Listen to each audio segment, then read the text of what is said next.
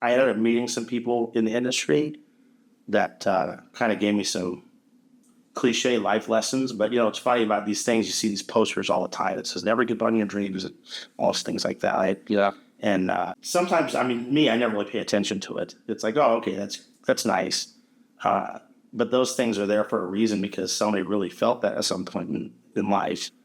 And one of these friends says, he said, John, I tell you, one of the hardest things to live with is regret. Yes, you can have all your ups and all your downs, all these challenges and whatnot, but to look back on your life and say, I regret not taking a chance. I regret not doing this or something like that. That's one of the hardest things to live with. And that always resonated with me. Yeah. And so I'm like, what if I get to lose? What's up, everyone? Welcome back to the Film Goals Podcast. Today I'm with the one and only John Molinaro. Thanks for coming on the podcast, bro. For sure. Thanks for having me. So you're an actor. I know you mostly from Biggest Traffic, but you just told me that you've been doing it for a minute. So let's talk a little bit about like your journey. How did you start acting, or was acting the first thing that came up, or in the film industry? No, I've always been around the entertainment industry. My parents were country and western entertainers a long time ago. They've been records and all kinds of stuff like that. So I've always been around that environment. And then my dad ended up being, he ran the showroom at Caesar's Palace for many years backstage. So I grew up around all that Rat Pack and all those people, right? So I've always had it in me. Obviously at a young age, I realized I wasn't going to be a musician, but I wanted to entertain. And so obviously I'm a fan of film. I love getting emotional about films, whether it's, laughing or sad or excited, whatever. Right? Mm-hmm. And so as I got a little bit older, I realized, hey, that's something I want to kind of get into. Mm-hmm. And it's always been in front of the camera, not behind the camera. Mm-hmm. And then I ended up meeting some people in the industry that kind of gave me some cliche life lessons. But, it's funny about these things. You see these posters all the time that says, never give up on your dreams and all those things like that. Right? Yeah. And sometimes, I never really pay attention to it. It's like, oh, okay, that's nice. But those things are there for a reason because somebody really felt that at some point in life. And one of these friends says, he said, John, I tell you, one of the hardest things to live with is regret. Yes, you can have all your ups and all your downs, all these challenges and whatnot. But to look back on your life and say, I regret not taking a chance. I regret not doing this or something like that. That's one of the hardest things to live with. And that always resonated with me. Yeah. And so I'm like, what if I get to lose?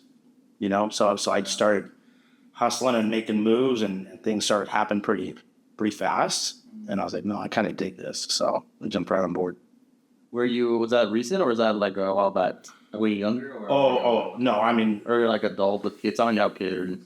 Yeah, that was in my 30s, I think, when I decided to start to take it a little more seriously and try to get involved with some stuff.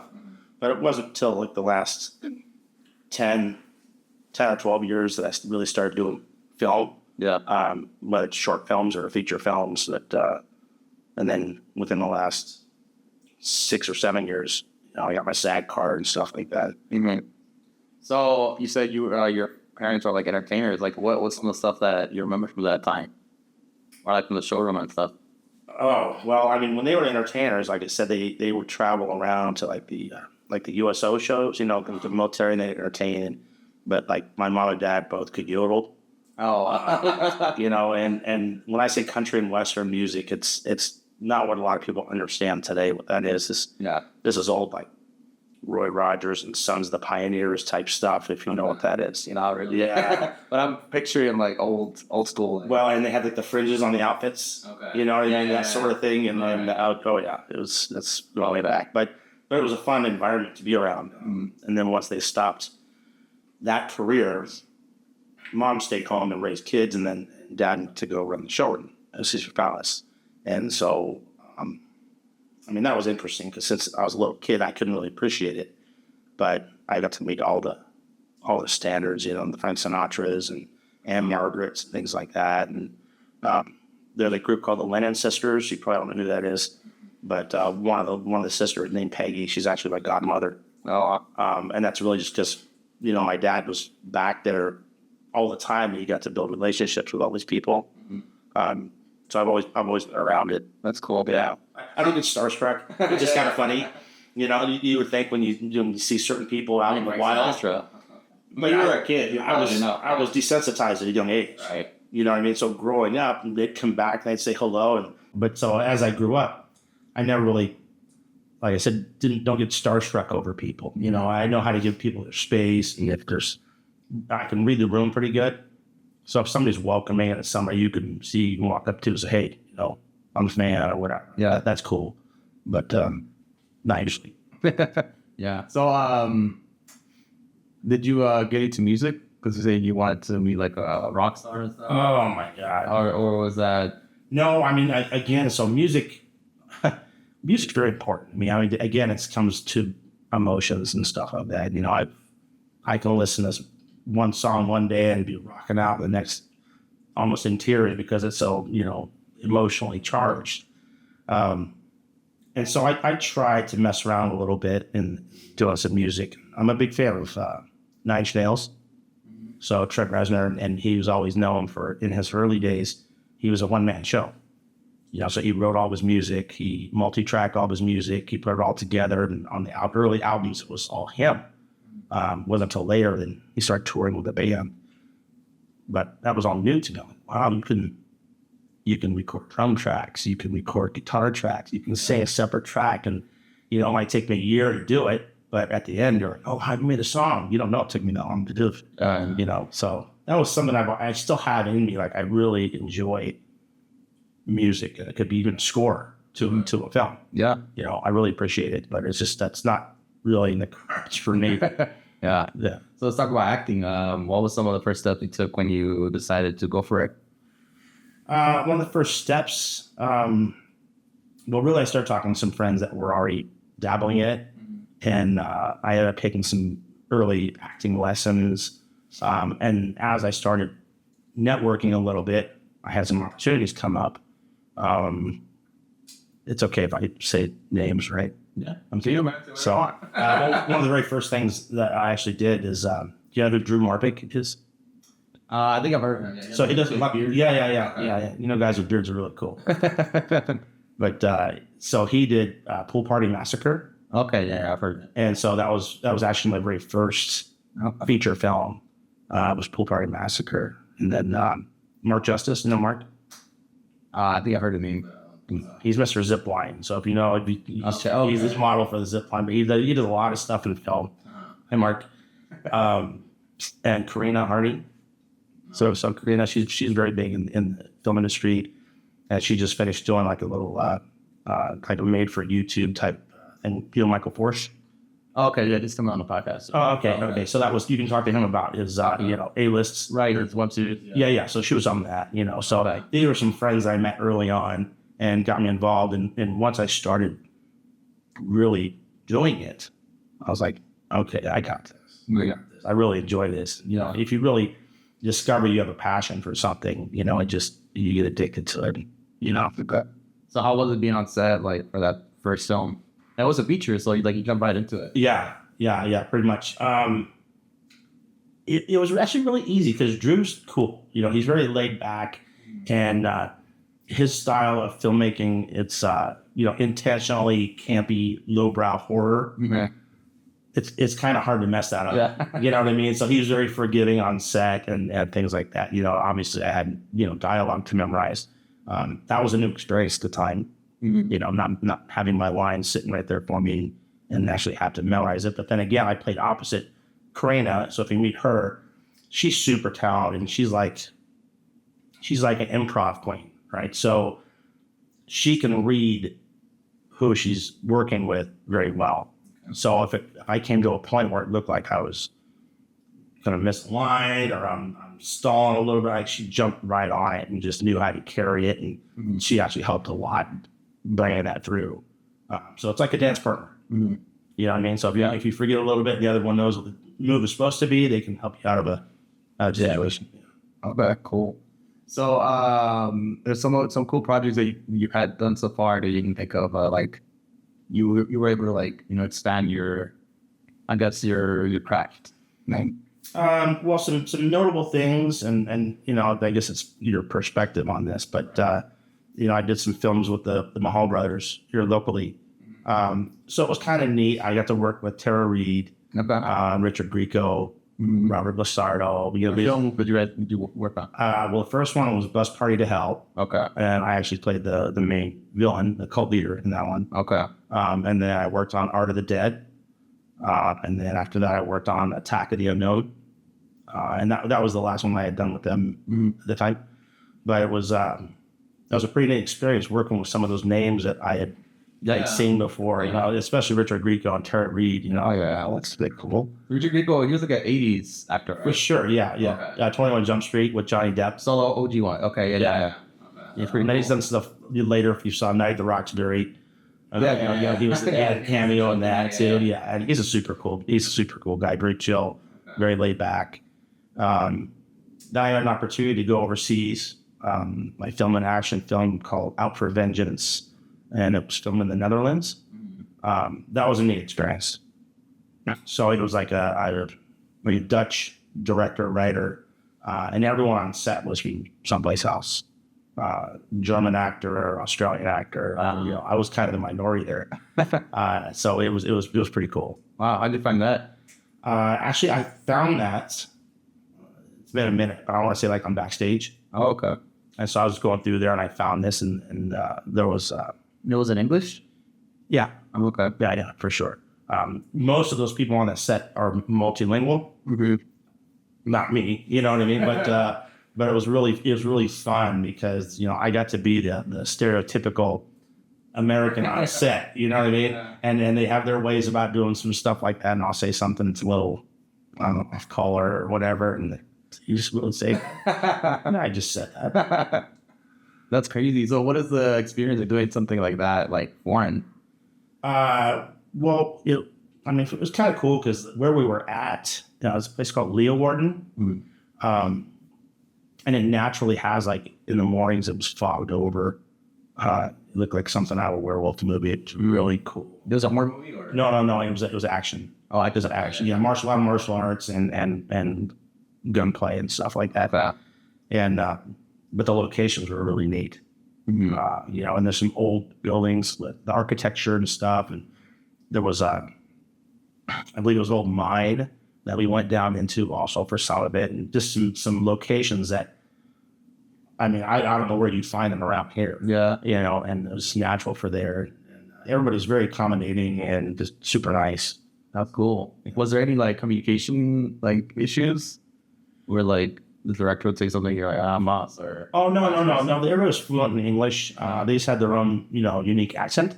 Hmm. What about like the way of doing film? Like, is it the same? Pretty much. Yeah, pretty much. The director who also wrote it, he knew his way around. He had his camera guys that were, familiar with everything, and he would call the shots. He had an audio guy there that knew what he was doing. It's not like it was, it might have, grew up in a different country, but it was still the same stuff. Right. And it's action. You can't. Yeah, well, and here's almost everybody on that set, except for me probably, was martial artists. Wow, okay. And they were really into it. Mm-hmm. I've always been an enthusiast, growing up, Chuck Norris. I hear what's up. I used to, try to emulate that sort of thing, but they actually they walk the walk. Mm-hmm. So that was kind of fun being around them too. That's cool. So yeah, speaking of action, Vegas Traffic does their newest project, and we've been seeing it around everywhere. And you're what? Well, would you consider yourself the main lead or like the co-main lead? I don't know how. I would say co-main lead. You got both partners for sure. And Kevin's fantastic. And he does his character so well. Some people, my character is very colorful. I think the whole reason it's rated R is probably because of my mouth. And so the feedback I received, people kind of gravitate towards that. Sometimes they hate me, sometimes they think I'm funny, and all these other things happen where Kevin's character is pretty straight. Straight. You know what I mean? So, but he does such a great job at it, you know. And then if you see his physical skills, Yeah. I mean, that's what the guy does in his sleep, you know what I mean? So, and he went to the Jackie Chan school for, you know, martial arts and stunts in China.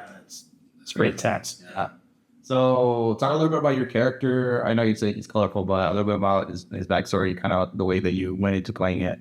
Well, I'll hold back on some of his backstory because there's you know, I'm called spoiler, Yeah. you know, of why he is the way he is, you know. But he's a seasoned cop, detective. He's pretty much seen it all. He's had his share of pain in his life, you know, and he's masking a lot of that with his drinking. He day drinks on the job, you know, and he tries to hide pours a little, you know, vodka mini in his Clamato juice and stuff like that, you know, and you know, his sense of humor is very sarcastic but he hides a lot of his pain. He has heart, and eventually, you know, I believe it's Kevin's character, Andrew, who makes him feel it's okay to bring that out. If that makes any sense, you know, because everybody else around him, he's doing the job. He's, you know, busting the bad guys. He's, you know, people are just doing bad things left and right. You know, there's probably not a lot of hope left until they kind of organically bond. And I think it's really Kevin's character that lets him see it's, you know, it's okay. You can let go of some of that stuff. Right. So speaking of action, there was a lot of action in that movie. Did you do like stunt training or like practice, or how did you, because you did, I mean, I know it was mostly Kevin, but you did also like have some stuff. Yeah. So that's interesting. So I've done quite a bit of action on camera, combat fighting. All right. I've worked with Bruce Willis's stunt double. I've worked with one of the main lightsaber choreographers for one of the Star Wars films. So I've done quite a bit. But I'm not naturally, I don't come from a martial arts or a fighting background. So literally when I'm doing it, I'm learning it. You know, it's not something I've ingrained into my routine. So on set, and you know, this isn't like a huge budget film. So there were some give and takes that we had to do. And sometimes we didn't have a lot of time. We all work full-time jobs. Yeah.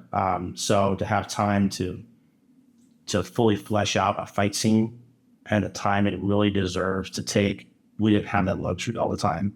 And so sometimes we were improvising right on the spot. Yeah. But it was, again, you know, as I mentioned before, having that dance partner. So Kevin was my dance partner, you know, so, and, you know, even when it wasn't against him and it was other people, he kind of kept that together. So, you know, and a few of us have done, you know, combat training before. So we understand the mechanics of, you know, you don't actually get close to the person's face when you throw a swing and stuff like that. You know, timing is very important.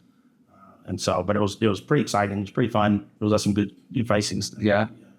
Anyone punch in the face? They're not around to talk about. So yeah, man, how was it like working with this movie? Because it's kind of intense, the whole child trafficking thing, and you know, we talked to Trenton about like the movement that's kind of happening with the movie. How involved are you, and like how was it being part of that? So candidly, I wasn't ready for it. You know, I knew the script and I knew the subject matter and I knew this was going to be, you know, and I had children, you know, so it hit home and everything was fine until this one particular scene early on in the movie. And I'll tell you a little bit of it, but it's basically when we first find the kids that have been locked in a closet. Mm-hmm. And there was the child actors there. Yeah. And some of them were very young. They were like 4 years old, little girls. Yeah. You know, and various ages. But we were in the moment, right? And Joey even had some music playing in the background for like atmosphere type stuff. He did that a lot and it was very cool. It was very helpful because it helped us in the scene get on the same page with him is the mood of the scene. Yeah. So, and if he had to have, no music, we'd turn it off. But there's certain times where he'd play that and get us there. And we opened up this closet door and saw these little kids in there. And that moment, to this day, just talking to you about it, that moment was pretty profound. Because you're in it, you convince yourself you're in it, and you convince yourself you're this character, and this is what's happening, And plus, the music kind of jacks with your head a little bit too, because it puts you really into it. And once we filmed that scene, I walked outside, and I literally just had to take a breath and walk around and look at the sky, and just because then you realize this stuff happens. We might dramatize it or sensationalize certain things to make it entertaining for the film. But a lot of this happens. Yeah. We walk around with our heads on our phone. We're television about work and our lives or whatnot until something hits close to home. Mm-hmm. Then you pay attention to it. You know what I mean? A lot of people think that about like drunk driving, right? Like, oh, it's terrible, it's terrible, it's terrible. And all of a sudden somebody gets in a really bad accident. You're much more focused on it now, right? And I believe it's the same thing with this. It's one of many things that we don't have enough control over, that needs attention. Yeah. It's terrible. It really is. And if more people are aware that it's really happening, and even if it's from an action movie that we made, you know what I mean? It helps get across that message and some of the things to look for. Mm-hmm. For sure. Yeah. All right, man. So what are some stuff that you got coming up other than this film, like that you're working on, or you could talk about the going on? Well, currently, I honestly don't have any film projects on the plate, not yet. Yeah. But I do have a project that I wrote. So I'm actually going to try to take that route and put it together and pitch it. Okay. I can just tell you, it's more of it's 180 degrees away from what we're talking about right now. It's actually a family, kid-friendly type movie. Okay. It's a very feel-good movie. And it's going to take a budget for it. And so it's not something I really want to do as an independent film. Mm-hmm. So I'm just trying to put everything together the best I can and then get that opportunity to pitch it to a major studio. Okay. Animated or like live action? It could be both, to be honest with you. It could be both. It could be a Pixar type thing. It was written to be live action. And again, it has heart, and it's the end of the message is love, right? Redemption, the power of family. That's the message. It's not preachy. It's not it's not like that. But it's just it's very wholesome, funny, action. Okay, that's cool, right? All right, well, that's John. Thank you for being on the podcast, bro. Appreciate it. Vegas Traffic will be out at some point. Yeah, so where we're at right now, we're hoping to get a distribution deal. Mm-hmm. When that happens, that's when they'll figure out whether it's going to be straight to DVD or whether it's streaming or maybe even do a theatrical run. So that's got to happen. Yeah. Before you can see it, that readily. Mm-hmm. However, until that happens, I think we're still going to try and do some screenings here and there and bring the message to everybody. So just keep your eyes open for the next screening. All right. See you guys next time. Peace.